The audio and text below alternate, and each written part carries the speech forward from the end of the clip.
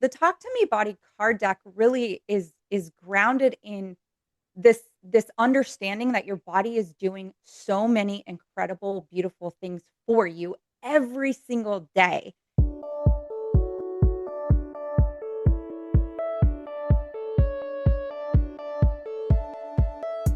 So you want to make an impact. You're thinking about starting a business, sharing your voice. How do women do it that handle motherhood, family, and still chase after those dreams? Well, listen each week as we dive into the stories of women who know. This is Call Me CEO.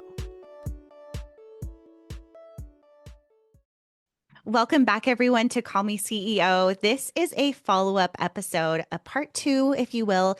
And I'm so excited to share this with you because Dr. Brook Sheehan is with us today. And if you missed the first one, we actually talk about how she is a chiropractor, a functional health practitioner, and a creator of Body OS. This is all about developing a relationship with your body and understanding what your body is trying to communicate with you. So, in her framework, it helps women move forward with health, striving to create a peaceful partnership with the body God designed for you.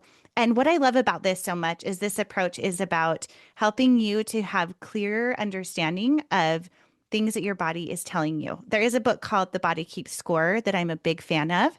And this is kind of taking a practical approach, one body part at a time, how you can do that, the steps involved with that, and how we can do this together. So thank you, Brooke, for being on the show again. I'm so excited to dive into this topic more with you. Camille, it's so fun. We had such a great time on the last episode, so I'm really excited to be back with you today. Yeah, this is going to be a lot of fun. So, funny news, we were talking this morning about something that my son experienced last night. He woke up this morning and his lymph nodes were so swollen that he said he was having a hard time breathing, which isn't the best phone call to get on your way to the gym as your son is driving to school.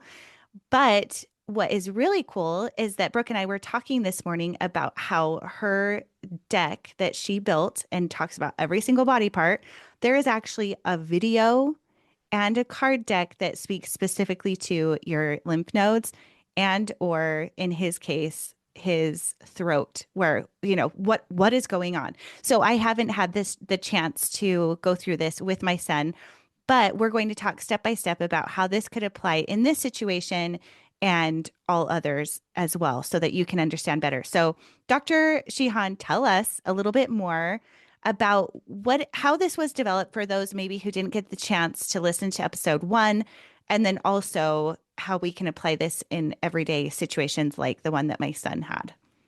Yeah, great question, Camille. So, this was developed actually out of so many years of dealing with patients where I felt like I had to talk them off cliffs, right?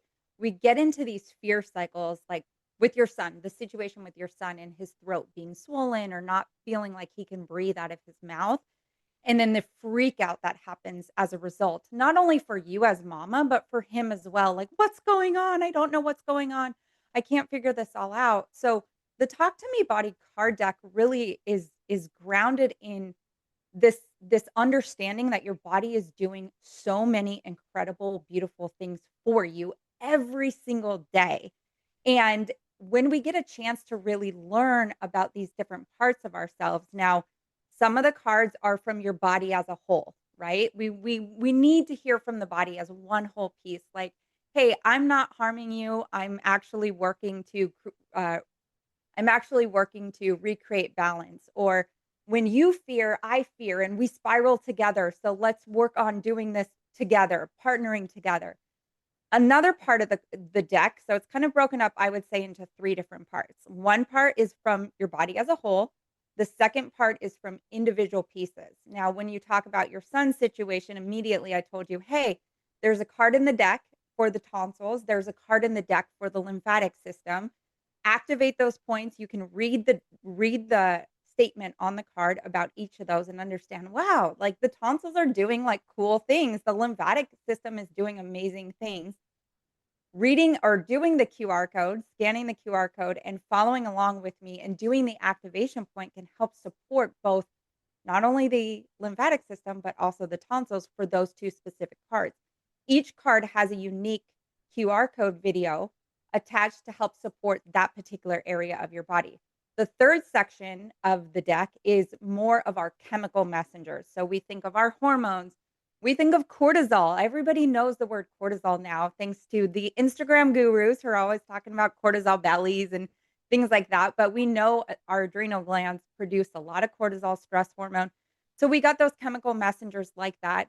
Cholesterol. People get horrible cholesterol reports. They have vilified cholesterol, but cholesterol is actually something that we need in our body to help brain function and all these aspects. So this deck was really built out of, hey, I know you're fearing it. I know you're scared because you don't know what's happening within you, but like if you just have to just grab a random card out of the deck and just see where your body leads you to, do that too. Because I have a lot of people using it in that way.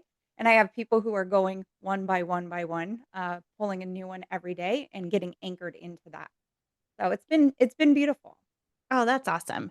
Now, with this deck of cards, you just told me before we started this conversation, you've been working with some people for years where they've been using the deck or having personal coaching from you. What would you say is the number one, I guess, hiccup or stop point that people put in their way that you have to help them through to have a better understanding of how to understand what the body is saying?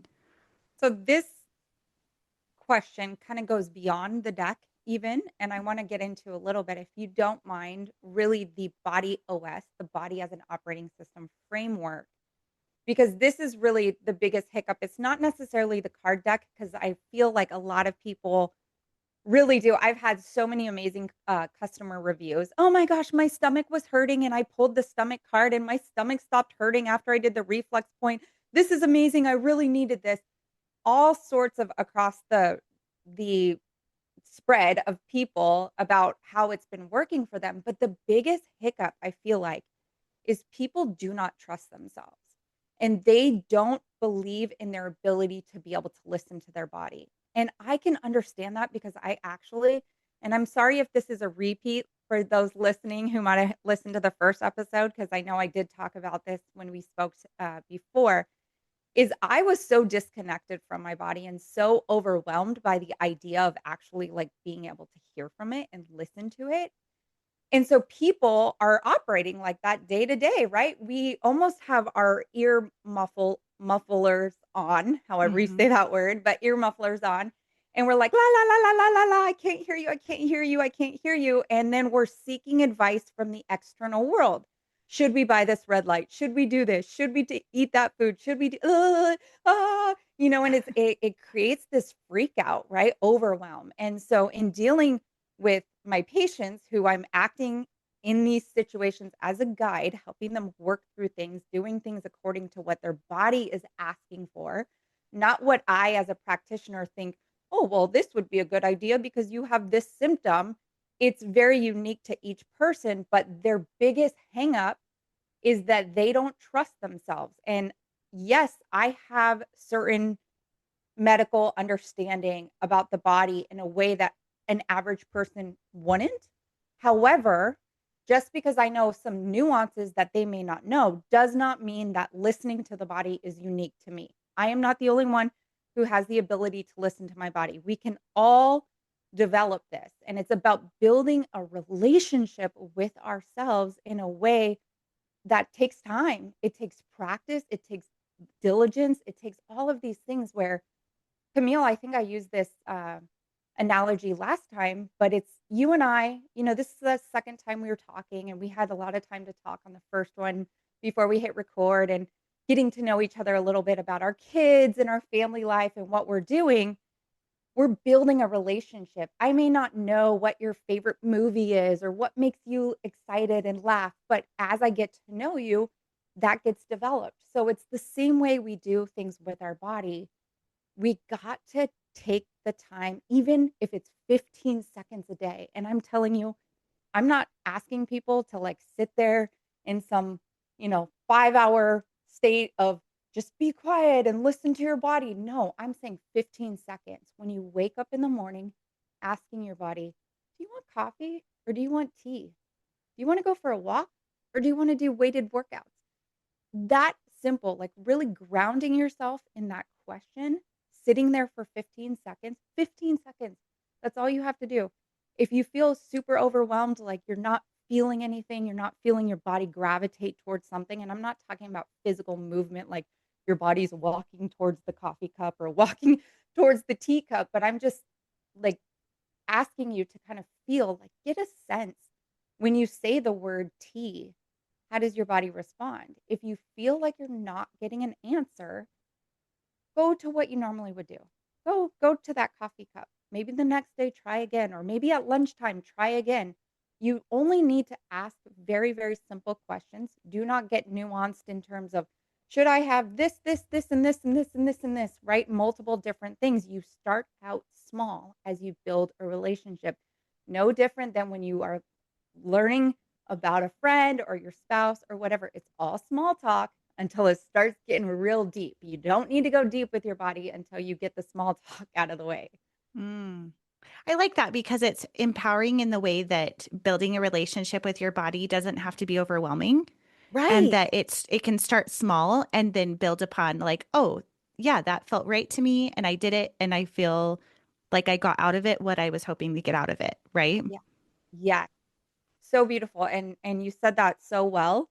It is about getting from it what you want to get out of it. And so being able to like sit in that and ask those questions. And then if you, like I said, if you don't feel like you're getting an answer one day and you just go back to doing your coffee, the next day just switch it up and see, really like sense, tune into your body. A lot of times we are so just go, go, go, go, go.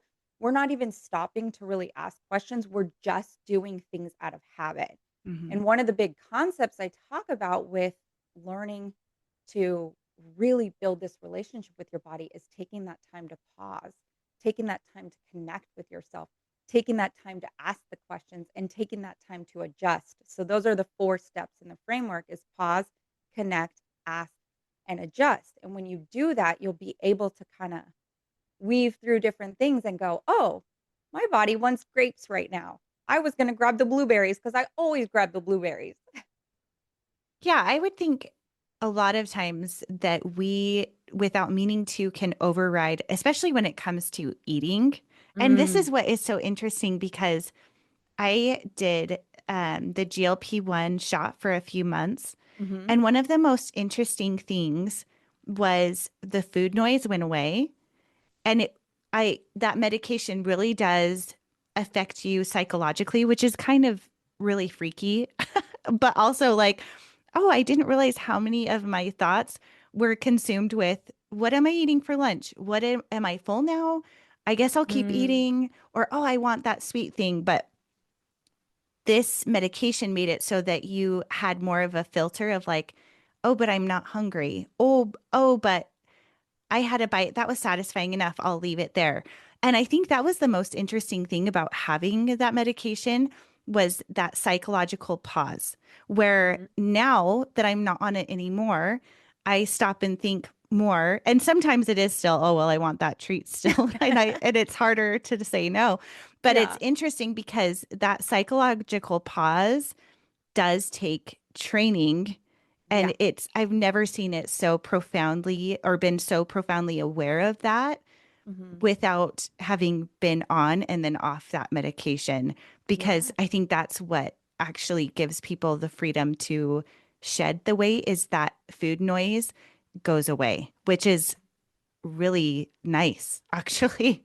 So I think I'm curious to see if or understand if you've ever worked with people in terms of like food addictions or overeating or understanding your body in terms of obviously we go through illness and things like that, but have you helped people in terms of like food and awareness of like, oh, I'm full or I'm satisfied or that sort of thing? yes. Great question. I actually, and I'm going to be super raw and vulnerable here. I never really struggled with food addictions myself in terms of, well, that's not true because I feel like at times I could have sugar addictions and sugar kind of just gets minimized. You think about drugs and alcohol as true addictions, but really, like you were mentioning, Hmm. food can be an addiction. People can binge, Oh, people can sugar is undereat, designed to addict you. There's no shame in that. Like it's right? literally manufactured to addict you. Like it just Abs- is. Yeah. yes, absolutely. And there's times like when I'm very aware, like I'm very aware I have this deep relationship with my body, but there's times when my quote unquote flesh is like, go get that bag of Skittles right now because you are in week 4 of your cycle and it's okay. Like, justifying everything, like just falling flat on my face on that.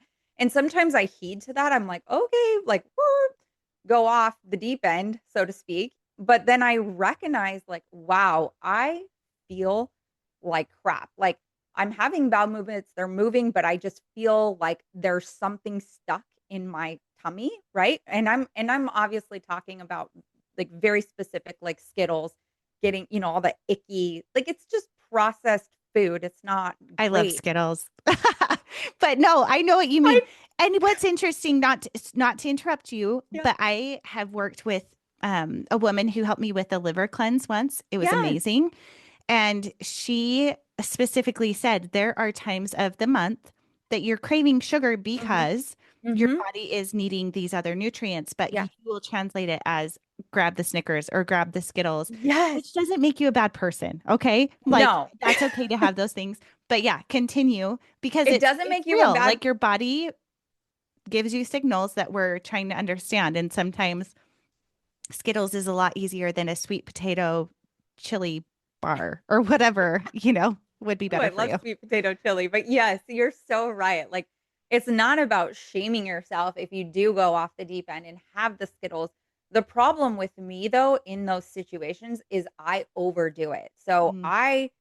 I grew up in a family where we finished our plate no matter what was on it because there was somebody in a third world country that was going to be impacted, quote unquote, for those of you who can't see me, impacted by me not finishing my plate, Right. right? Yep.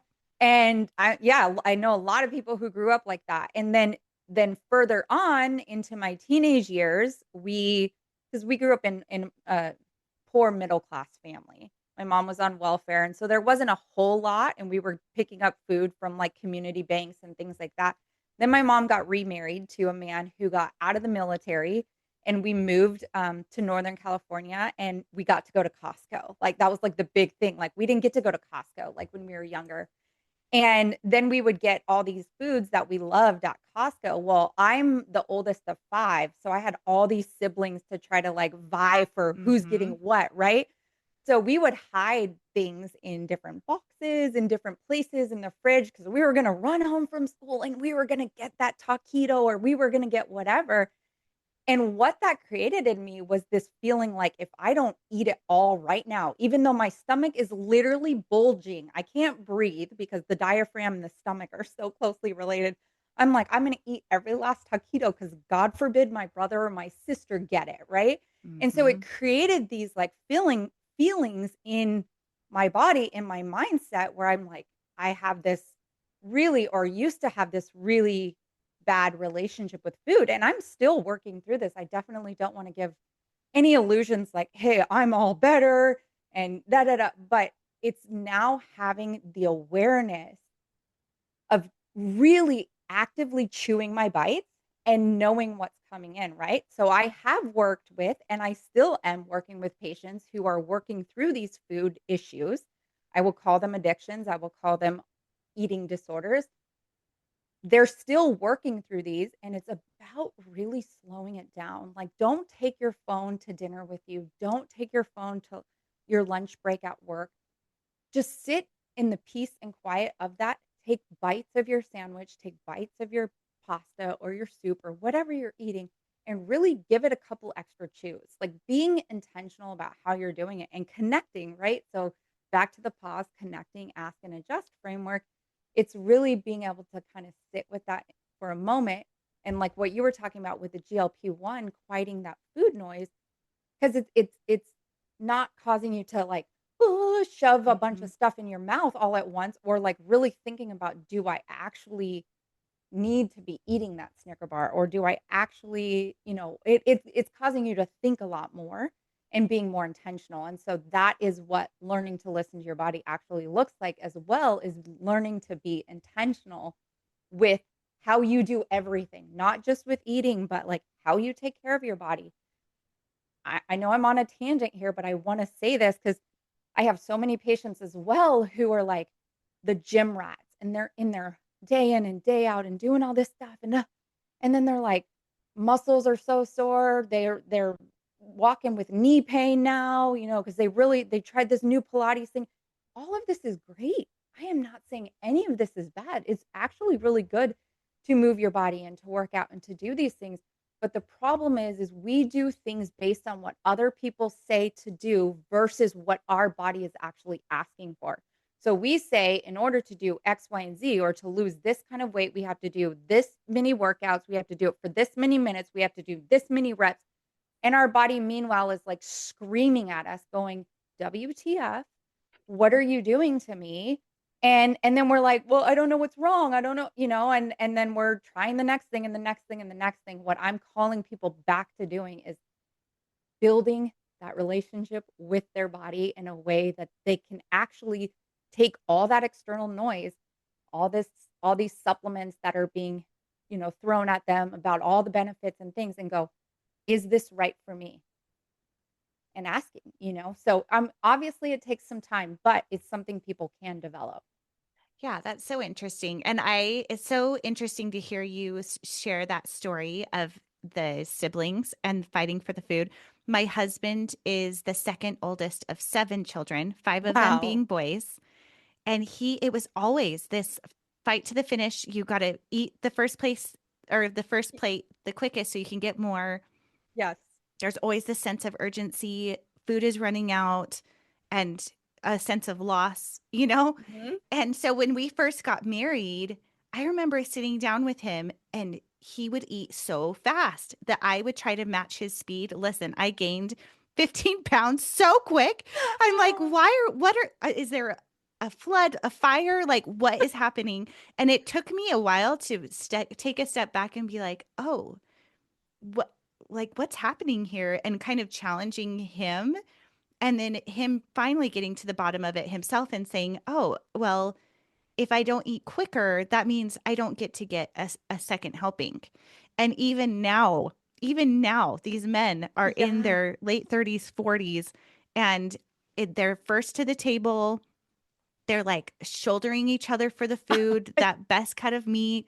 And I'm like, listen, like, it's okay. There's enough to go around. And so it's interesting how those ideas that we have as a child develop into the relationship we have as we get older. And it takes that effort to think about it and say, okay, I am not, everything's fine. Like, Yep.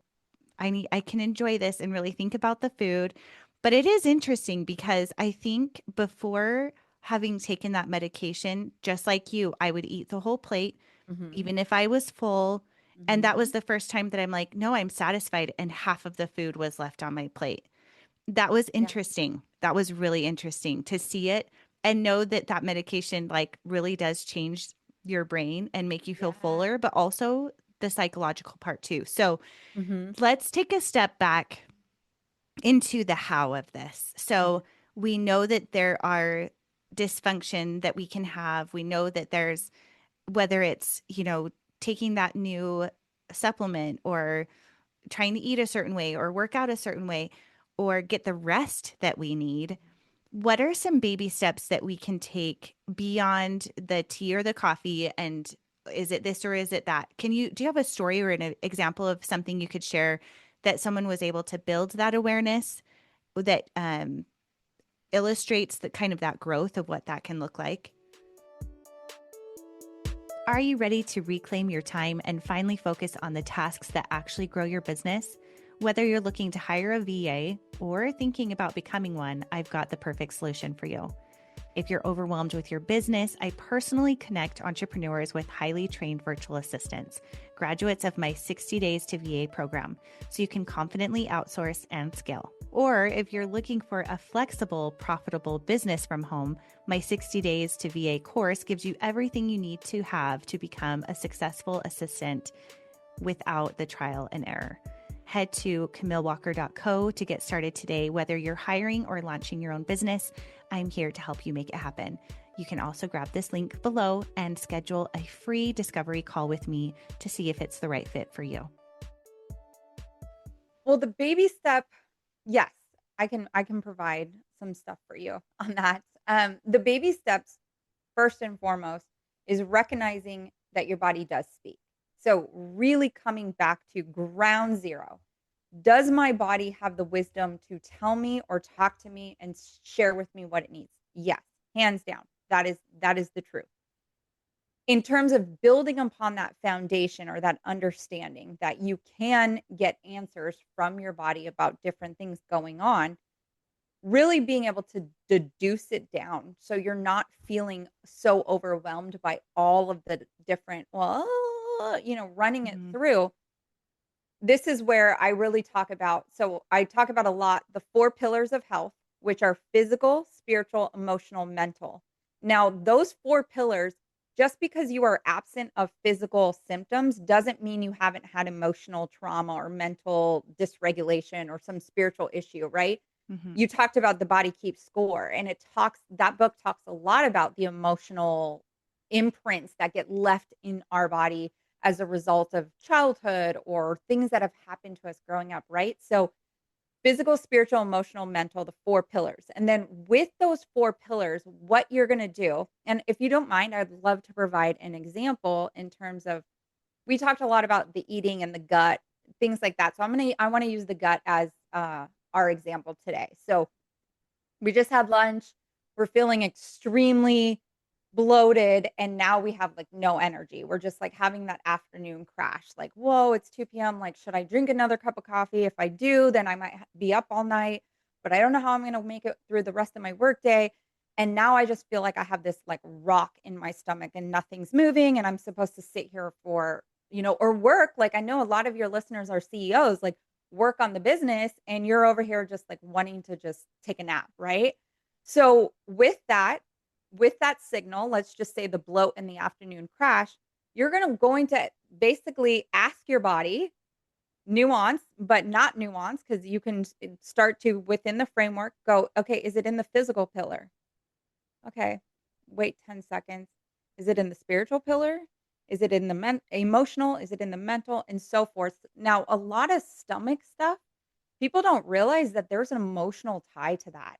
You could be going to lunch with a prospective client or like a big business deal that you're about to do or get involved with. And you're going to lunch and you're sitting there across the table from that person that you're supposed to be meeting. And you just feel sick to your stomach. You're barely eating your food. There's a lot of emotional component to gut issues that may not just be physical. Sometimes it can be multiple pillars at one time that are all screaming for attention. Other times it could be just one. In the very beginning, I would say just isolate one. And then once you isolate one pillar, like you take it through the rest of the framework. So the pause, connect, ask, and adjust. I know I'm talking about this a lot. I do have a free worksheet, like, where you can actually work through and deduce into, like, a funnel, so to speak, the questions to be able to get to the root of whatever might be going on, and it's a body signal decoder. It's how you decode these certain body signals to be able to get in there and go, "Okay, like, simplest thing, all right, I'm having this bloat, and I am needing to do X, Y, and Z."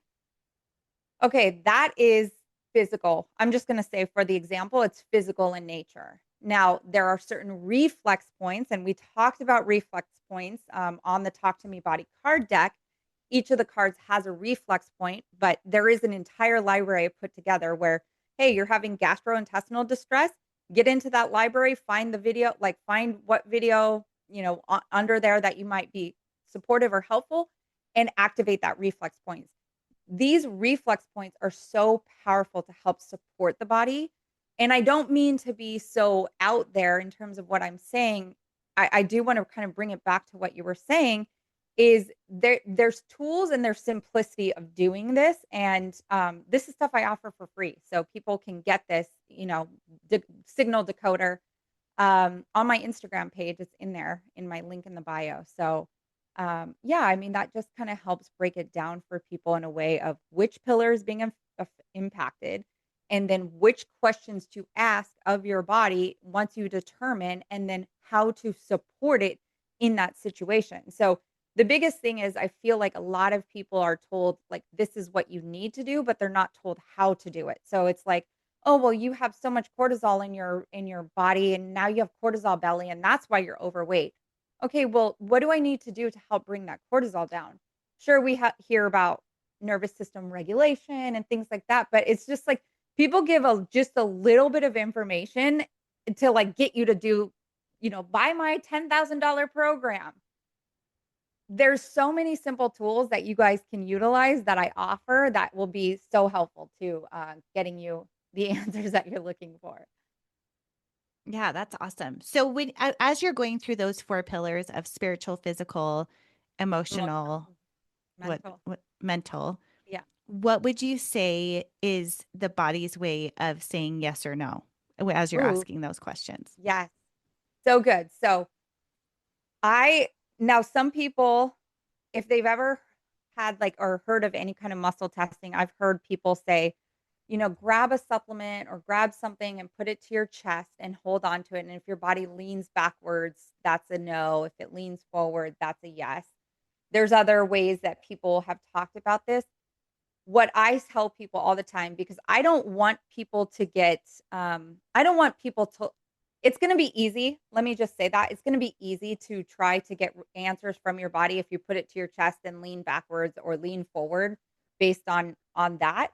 However, it's going to be a hindrance later on as you develop these skills, because if you have a bunch of groceries in your hand, or you have your baby on your hip and you're throwing stuff into a cart or something, you don't have your hands available to be do am I leaning forward? Am I leaning back? Hmm. What's going on?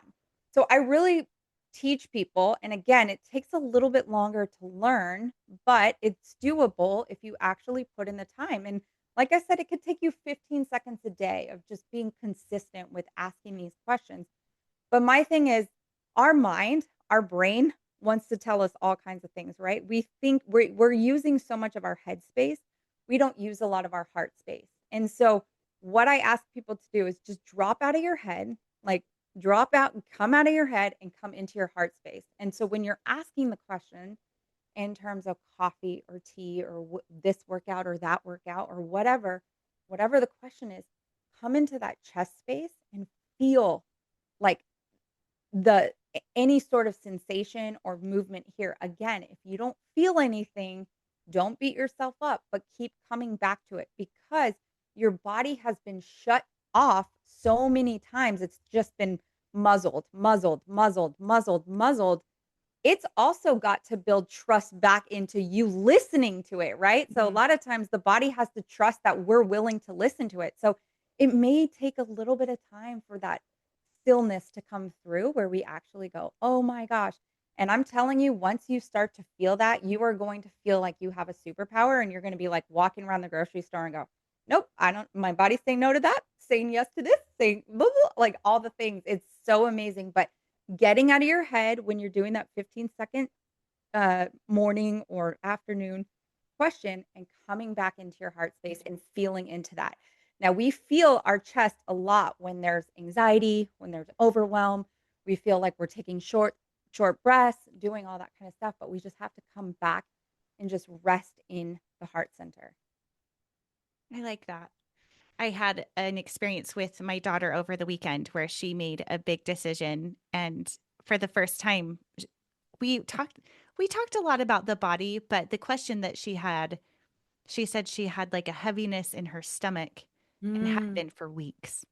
And she said, I really think I should do this thing, but I feel bad about it. But in my body, my stomach doesn't feel right. And I said, our emotions are stored in our stomach. That's good yes, that you're feeling that. That's a really yes. good thing.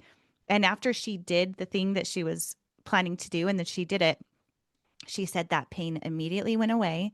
And she said, my heart feels lighter, but my throat kind of hurts. And I Mm, said, that's that makes a lot of sense to me. Like, you listened to your stomach, that anxiety went away.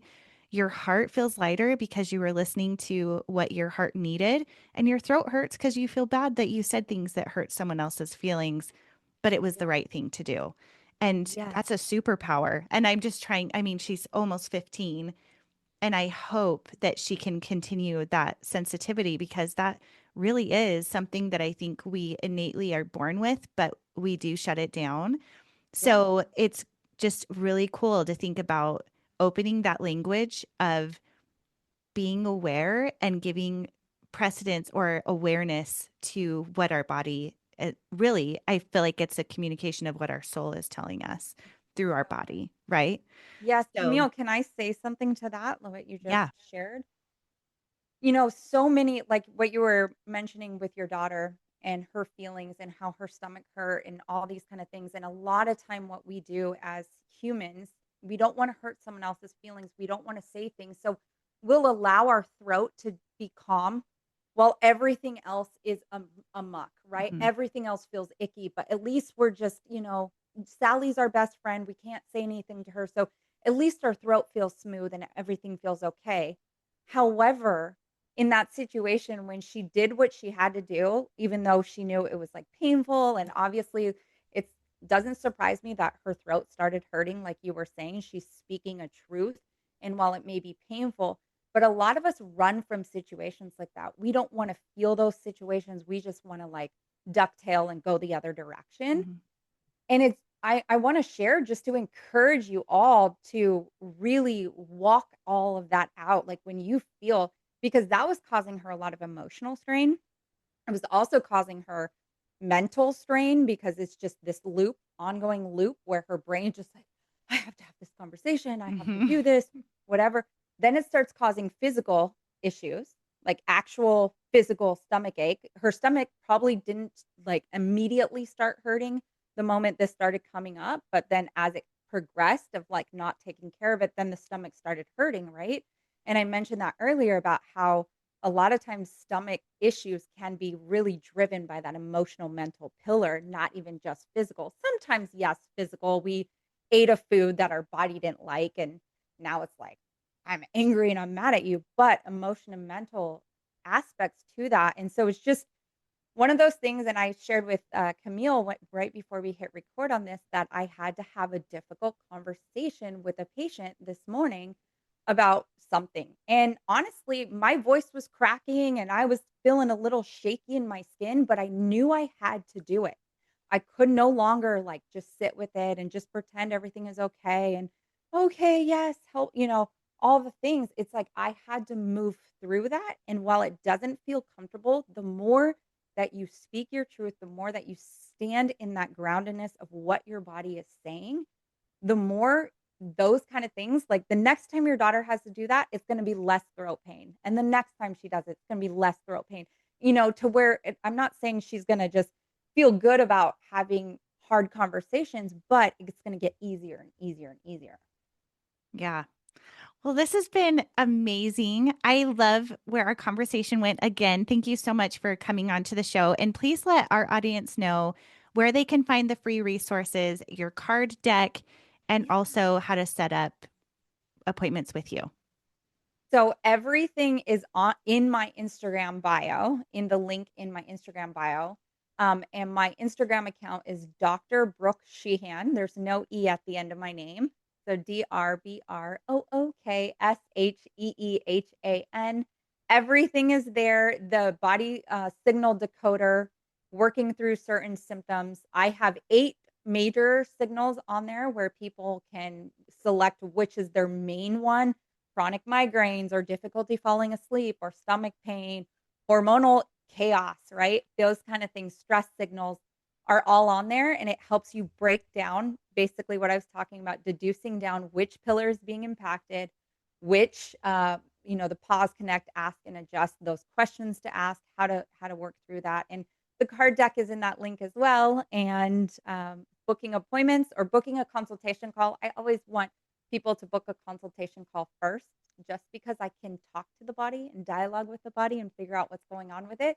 Doesn't mean I do it just willy nilly and walking around the Starbucks or the coffee shops or whatever. Oh, that person's got this going on and their body's saying this.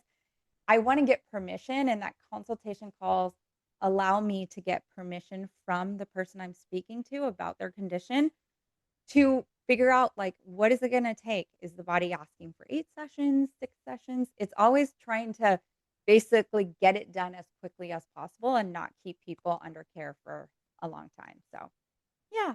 Awesome. Well, this has been so good. Again, thank you everyone for tuning in. Please like and subscribe and make sure to share this show so other people can benefit from this conversation. I appreciate you being here, and we'll see you next time. Hey, CEOs, thank you so much for spending your time with me. If you found this episode inspiring or helpful, please let me know in a comment and a 5-star review. You could have the chance of being a featured review on an upcoming episode. Continue the conversation on Instagram at Call Me CEO Podcast. And remember, you are the boss.